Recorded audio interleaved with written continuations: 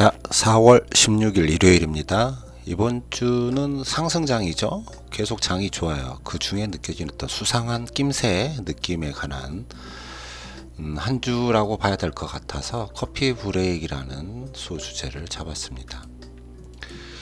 일단 이번 주 잠깐 보겠습니다. 이번 주의 듀얼 모멘텀 전략 자체는 아직은 퍼포먼스 자체가 스파이보다는 빌이 훨씬 더 잘 나오고 있기 때문에 현금을 유지하라 또는 AGG를 유지하라, 종합채권 이렇게 보는 게 맞겠고요. BA나 VA 같은 경우는 모멘텀 스코어는 다 잘 나오죠. 제가 만든 신호등 자체도 7개 이상 불이 켜졌기 때문에 충분히 주식 투자를 할 수 있다. 그리고 어떤 공격 자산 중에 이파를 투자해보면 좋겠다라고 표시하지만 저희는 QQQ를 계속 한 종목을 밀어서 투자하고 있겠죠. 지금 이러한 지표로 보면 QQQ의 살려소유 25% QQQ를 투자하는 게 맞다 이렇게 보입니다. 자, 1월 1일부터 코스피, 코스닥, 그 다음에 스파이 QQQ 다이아의 어떤 상승률을 보면 코스닥이 33%, 그 다음에 QQQ가 20%, 그 다음에 코스피가 한 15%, 그 다음에 스파이가 한 8% 정도 되네요. 그 다음에 다우존스가 한 2.35%. 네 시장 평균을 보면 약 18.88, 19% 정도 상승을 한 것 같습니다.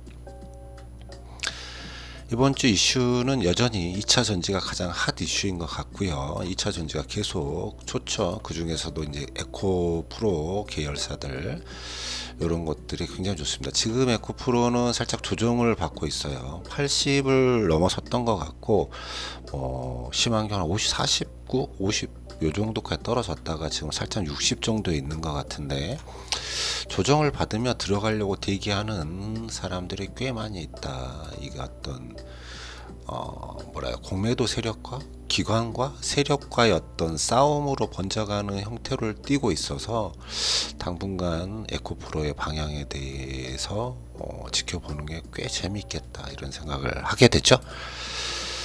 자, 반도체 여전히 좋게 보고 있고요. CPI, PPI 다 좋게 나왔다라는 건 좀 이상하고 낮게 나왔다 이렇게 보는 게 좋겠습니다. 현대차가 24조를 투자하겠다 그래서 자동차주도 꿈틀꿈틀 움직이고 있다. 또 하나 저희가 이제 다음 주에 관심 있게 봐야 될 종목들을 뒤져보다가 저희가 이제 살펴보는 종목이 있잖아요. 한 20종목이 다음 주에 지켜보게 나오던데 그 중에 한 15개 정도가 바이오예요. 그래서 바이오가 좀 꿈틀거리나 보다 이런 생각을 하게 되고요. 그 다음에 우주항공에 대한 이슈가 좀 터져 나오니까 우주항공도 지켜보시는 게 좋겠습니다. 자, 환율 보시죠.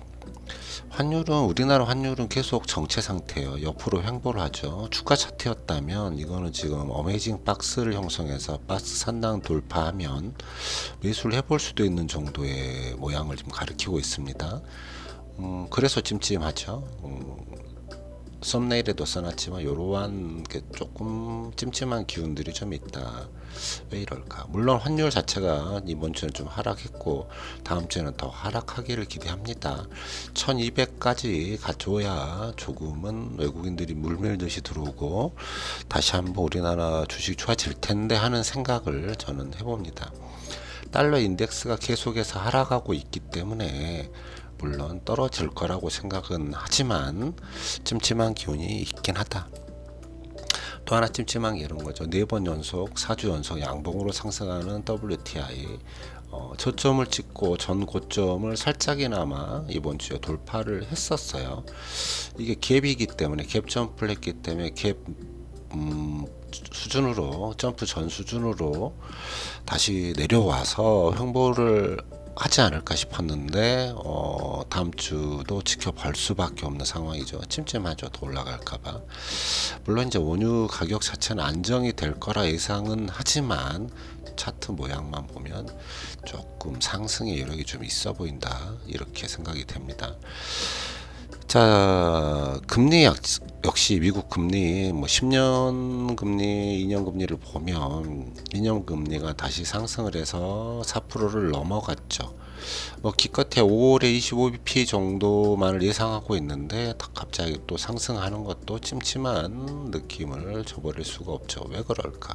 이게 두려움 때문이라면 이번 주에는 당연히 조금 더 가라앉지 않을까, 내려오겠지요. 뭐 그런 걸 기대해 볼 수밖에는 없을 것 같습니다. 찜찜함이 있다. 다행히 장단기 금리차는 조금 줄었어요. 저번 주에 한 마이너스 0.58 정도에서 56으로 줄었네요. 자, CPI는 5.0으로 굉장히 잘 나왔죠. CPI가 내려가는 속도를 보면 굉장히 가파릅니다.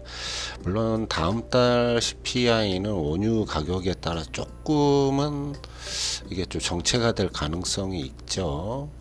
FMC가 원하는 건 2에서 3 사이일 것 같긴 한데 거기까지 내려오려면 조금은 더 시간이 필요하겠다. 이제 내려가는 속도는 둔화될 수밖에 없으니까. 자, PMI는 5개월 연속 계속해서 50밑을 하회하고 있습니다. 이 정도 되면 신경을 써야죠. 더 이상 어떤 제조업이 돌아가지 않게 만드는 것보다 금리를 낮춰서 제조업이 다시 살아날 수 있게 해줘야 된다라고 생각할 수밖에는 없지 않을까. 코로나 이전에 20년도 초반에도 역시나 조금 방심했다가 훅 떨어지고 이런 게 좀 있었으니 제가 볼 때는 곧 금리 인하가 5월달 어떻게 될지 보고 이야기하시죠. 고용 실업률도 조금은 탄탄함이 깨지고 있죠. 그래서 경기 침체에 대한 우려가 나오기 때문에 금 가격 자체가 상승을 하는 겁니다. 차트 모양은 뭐 커비드 핸들처럼 움직인다고 볼 수도 있고요. 지금 이 정도라면 조금 더 위로 올라갈 수 있는 힘이 굉장히 조금은 남아 있어 보인다. 그렇게 보이시죠? 버티고 있으면서 물론 이제 국내 금 같은 경우에는 횡보를 좀 하고 있고 꽤 고점에 유지가 되고 있지만 환율도 좀 있고 이래서 큰 상승을 보이지는 않을 것 같긴 하지만 어찌 됐든 당분간은 조금 우상향을 잡고 있지 않을까 그렇게 생각이 됩니다. 빅스 V 코스피는 꽤 안정권으로 이제 내려왔죠. 조금 더 내려가 주면 변동성은 많이 떨어졌다는 얘기예요. 그 얘기는 뭐죠? 지금은 꽤 들쭉날쭉하지는 않을 것 같다. 한 방향으로 조금 가려면 쭉쭉 갈 수 있다. 이런 뜻이기도 합니다. 탐욕 점수가 약간은 더 증가를 했네요. 58에서 67로 지난주보다 꽤 늘었군요. 이번 주 역시 조금 그리드나 익스트림 그리드 쪽으로 올라가지 않을까 싶네요. 자, 미국장 금요일날 하락했다가 조금은 상승 마무리 되었고요. 아시아장은 좋았고 유럽장도 괜찮은 편이었습니다. S&P 500의 주봉을 보면 하나 둘 세계 웅덩이를 파낼 수도 있고 또한 그 의미 있는 설 넘기 전까지는 아직은 상승이다 말하기는 좀 어렵지만 어찌 됐든 50선을 올라서 있는 상태이기 때문에 나쁘지 않다. 1, 2, 3, 4, 5 5개 양봉을 쳤기 때문에 음봉이 나올 수도 있겠다 생각이 되지만 괜찮은 모양이다 이렇게 보고요. 똑같습니다. 나스닥 역시 쌍봉을 찍고 쌍봉을 상향 돌파해서 다시 정체되는 구간이고 약간 횡보하고 있는 듯이 보이지만 얘도 역시 어느 정도의 의미 있는 선 넘어가야 될 것 같고요. 그렇다 그래서 50선 위에 올라와 있어서 나쁘지 않은 모양새다 이렇게 저는 판단합니다. 코스피 주봉이나 코스닥 주봉을 보면 좀 달라요. 코스피 주봉 의미 있는 라인을 이미 돌파했고요. 2570일 굉장히 많이 올랐죠. 아직 상승 힘이 깨지진 않았다. 이게 지금 조금 더 상승하려고 하는 것 같다 이렇게 보는 게 당연하다고 생각하고요. 코스닥 역시 굉장히 세죠. 코스닥은. 그래서 언제 멈춰도 뭐라 할 수는 없지만 지금 이 모양만 보면 상승의 힘이 굉장히 아직도 남아있다 이렇게 보는 게 맞을 것 같습니다. 자, 일봉입니다. 코스피 코스닥 일봉인데 일봉 모양을 봐도 그렇죠. 아직 5일선도 깨지 않고 올라가는 코스피 코스닥들 괜찮다, 아주 좋다 이렇게 생각하시면 좋겠습니다. 아무튼 이번 주는 소형주 우리가 11월부터 4월까지 돌리는 소형주들을 좀 정리하면서 조금 여유를 갖고 지켜보도록 하고 2차 전지를 조금 관심 있게 보시고 뭐 이런 정도 하는 걸로 하겠습니다. 자, 여기까지 합니다.